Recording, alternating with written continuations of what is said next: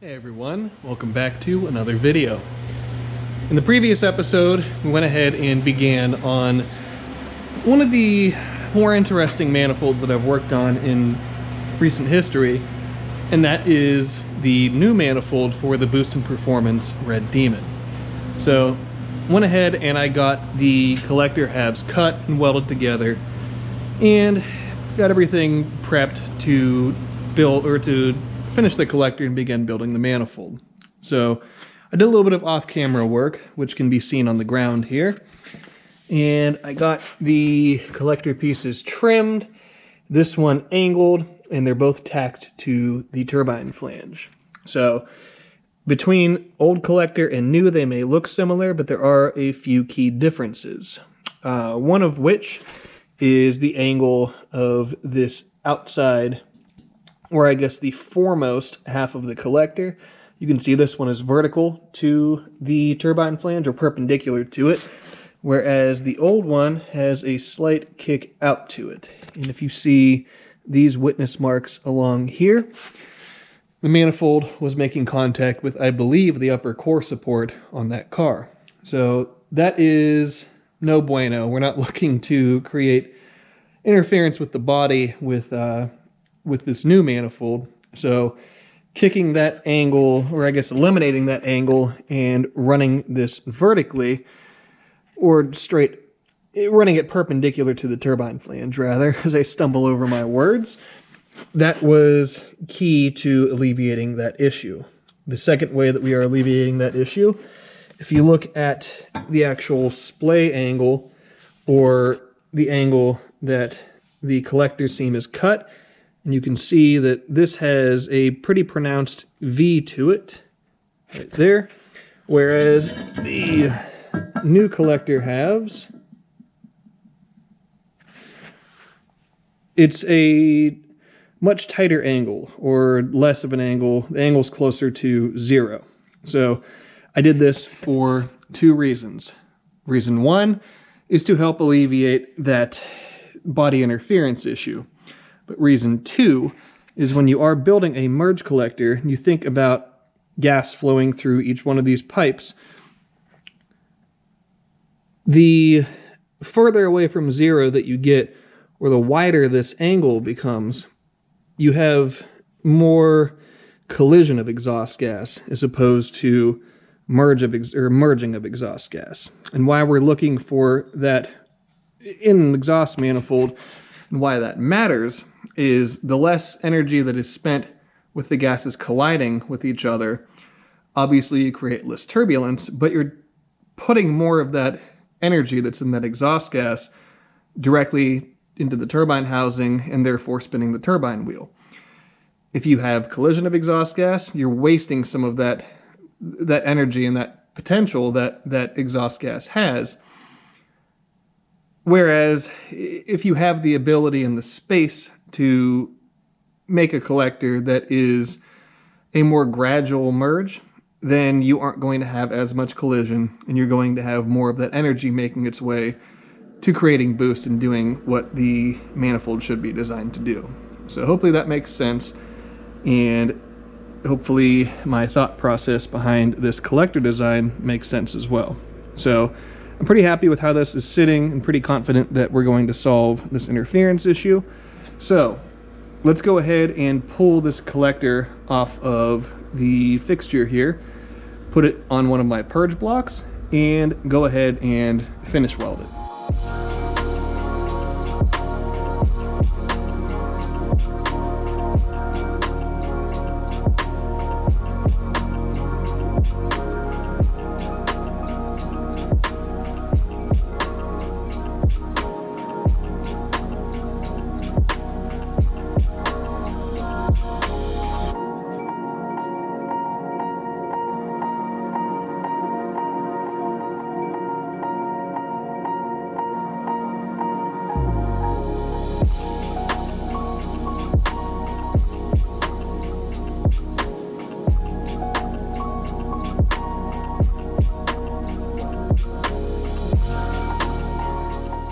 There we have our finished collector for the Red Demon, aside from the wastegate provisioning, obviously. but came out pretty nicely. The flange weld looks good, the way around, welded in between the two halves, and it is also welded the whole way around on the inside. And even, let's see if I can get a decent look for you guys. There you go. You can see down on the bottom, on the outside where my thumb is, I did a weld buildup on the inside, on both sides, to create a nice transition from the shape of the collector to the shape of the port. Now, I like to do this being a weld buildup on the inside of collectors as opposed to porting them for two reasons. One, I don't like removing material, especially from merge collectors or head flange welds, as those are all stressed welds, they're all structural welds for an exhaust manifold, and I'd rather not remove material, remove wall thickness, remove anything else from the inside of a collector or head flange, like I said. I'd rather add material in terms of welding the inside, and if you do it correctly, it may look a little bit odd with the weld on the inside, but it creates a very nice, smooth transition from the shape of the collector to the shape of the port. Now, the second reason why I don't like porting collectors is, frankly, just the time that it takes. To do it nicely with a nice surface finish on the inside, it takes forever to do it. And there are some manifold builders out there that do port the collectors, and they look absolutely beautiful. And I give those guys huge props for doing that and for making the collectors look as nice as they can on the inside. But I subscribe to the thought where it really isn't that necessary, provided that you do your due diligence in terms of welding the inside of the collector or making a transition between shapes as smooth as it possibly can be. Like I said, some people port, I add material. So that's a little bit of my philosophy on building collectors, and this is what we've ended up with. So nice little piece, should serve them very well, and this will be the heart of what hopefully will be a 6-second manifold.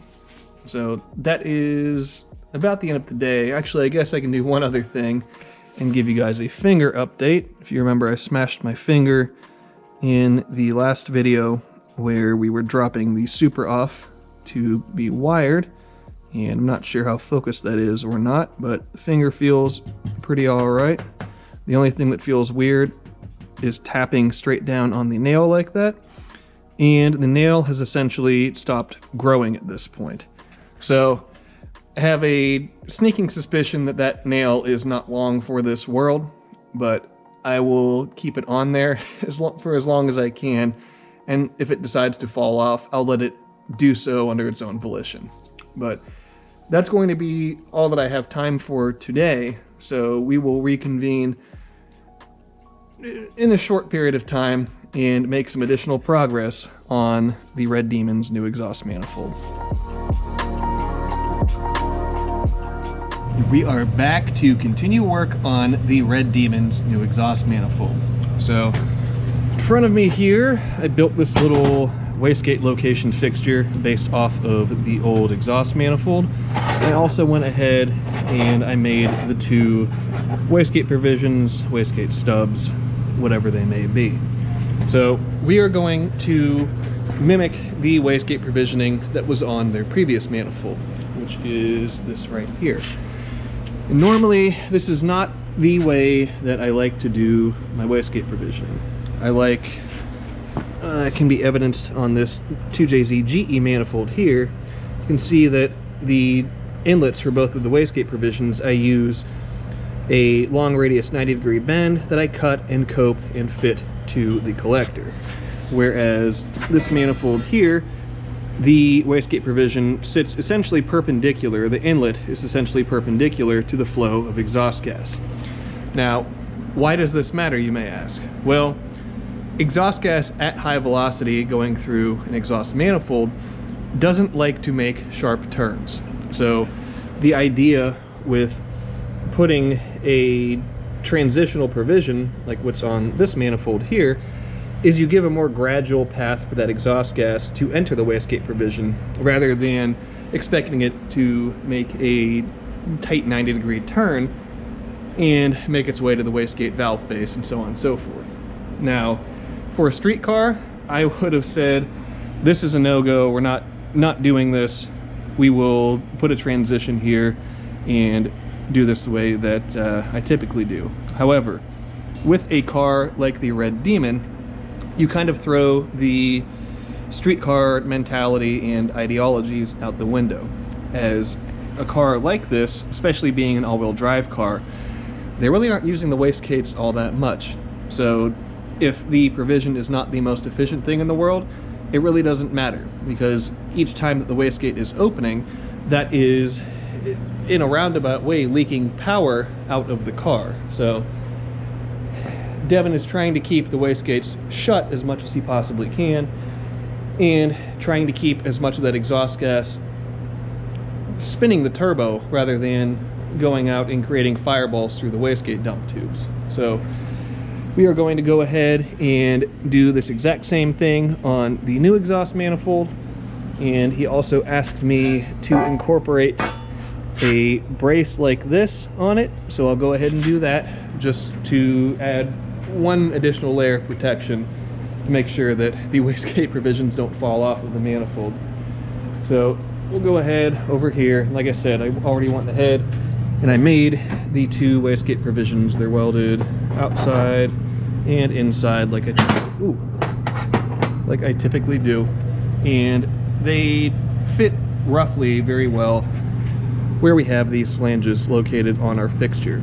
So I guess I can go ahead and start coping these pieces and fitting them and making them fit on the side of the merge collector, and from there we can punch the holes in it, we can weld the provisions onto the collector, and then this portion will be completed. Now, one additional note, normally this is not the order of operations that I employ into the construction of manifolds. However, with my production manifolds, I know that the wastegate locations fit with the primary construction, whereas a custom manifold like this, as I did not build their first manifold, and I have no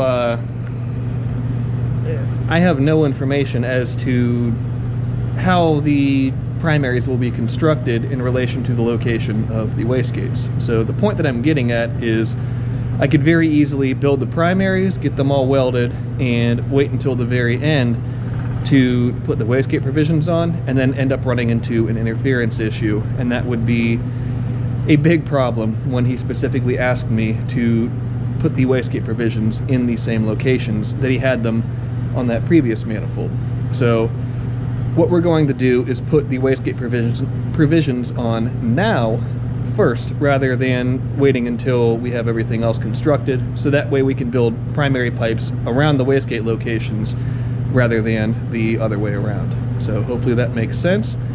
And now, without further ado, let's go ahead and start fitting these wastegate provisions onto the collector.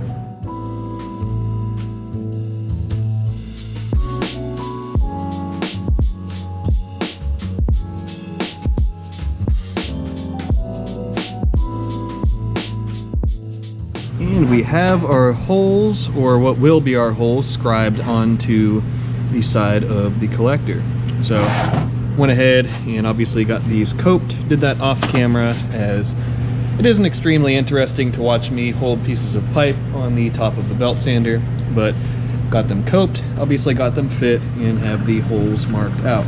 So with these holes being essentially circular, what I'm going to do is make the initial holes with a hole saw, and from there I can then go with a carbide and tailor the holes exactly to the size and shape they need to be, and then I can go ahead, tack the wastegate provisions back on, and begin welding. And I'm going to weld these in the fixture as much as I can, just to keep the pieces of pipe in the wastegate provisions rather in their positions as best I can. As, like I said, Devin was very particular, stating that these provisions need to be in the same locations. So let me go ahead, figure out the size hole saw that I need to use to make these holes. Then I can make the holes, and then we can move forward with putting these wastegate provisions on.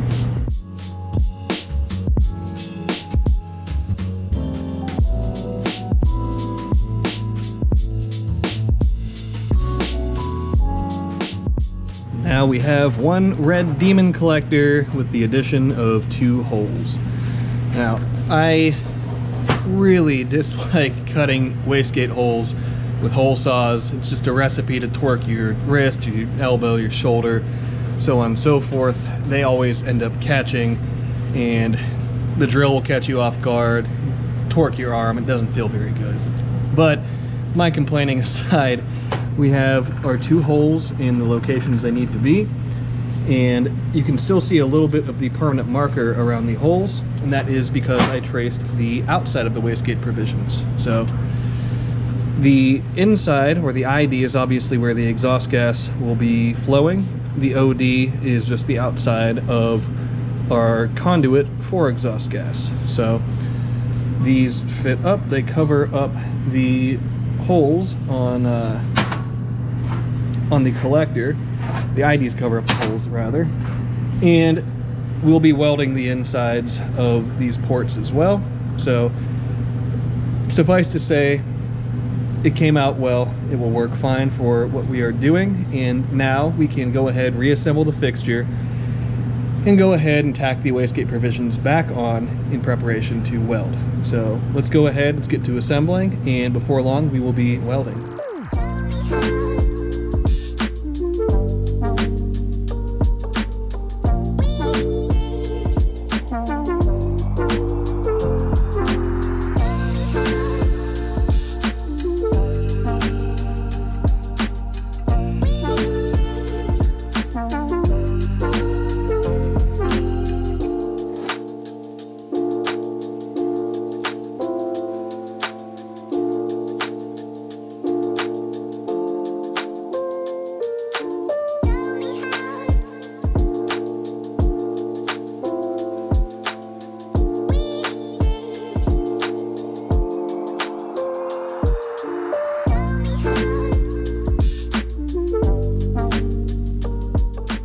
There we have one red demon collector complete with wastegate provisioning.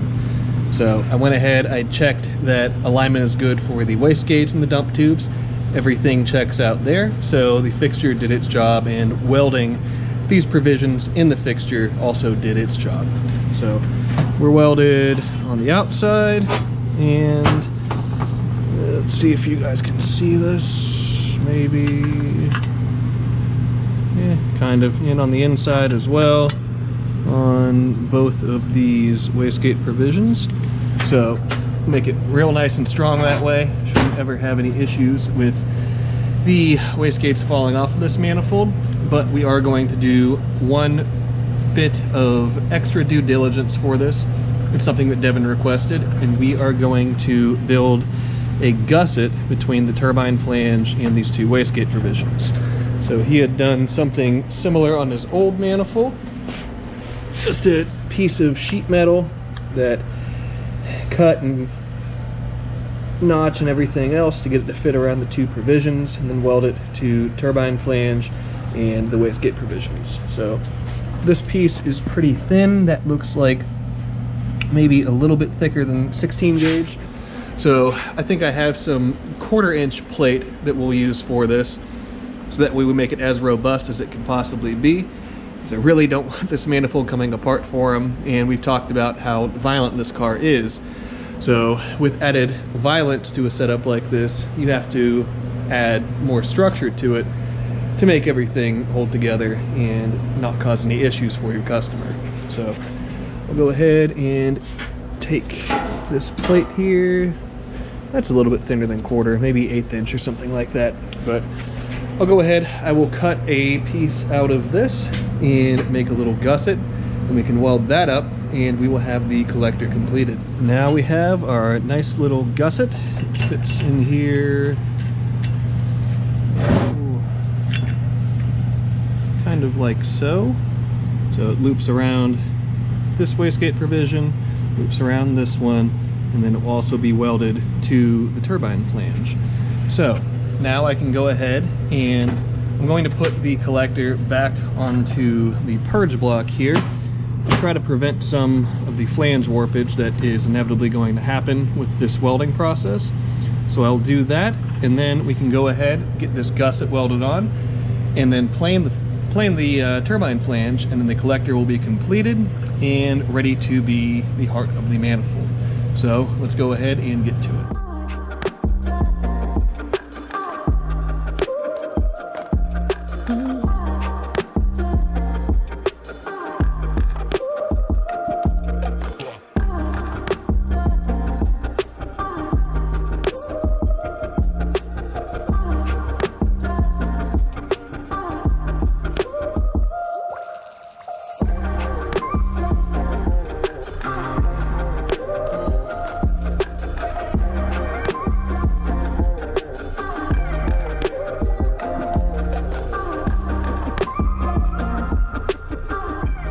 Here is our finished product.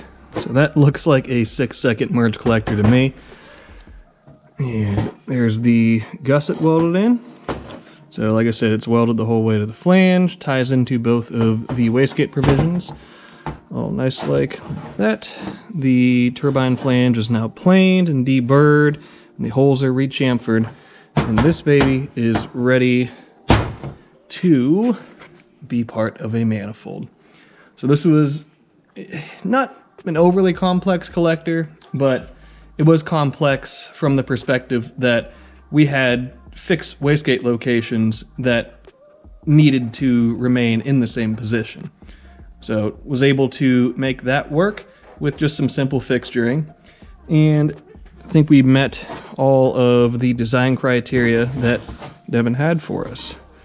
So I'm really happy with how this thing came out, and this should hopefully aid them in finally running their first 6-second pass. So I'm stoked to have the opportunity to build parts for that car and for those people. In addition to the car, you can see that I have my Boostin' shirt on, or one of my Boostin' shirts. I've always really loved that car, and they run an awesome program there, and they're awesome people. So to have the opportunity to have one of my parts on that car is really a dream come true. So now that we have the collector completed, we can go ahead and begin building the manifold. We're not going to do that in this video. That will be the next video, as it is Super Bowl Sunday and I'm already late to go start watching the game. So without further ado, let's go ahead and end this video. So as always, you guys are awesome. You make this channel what it is.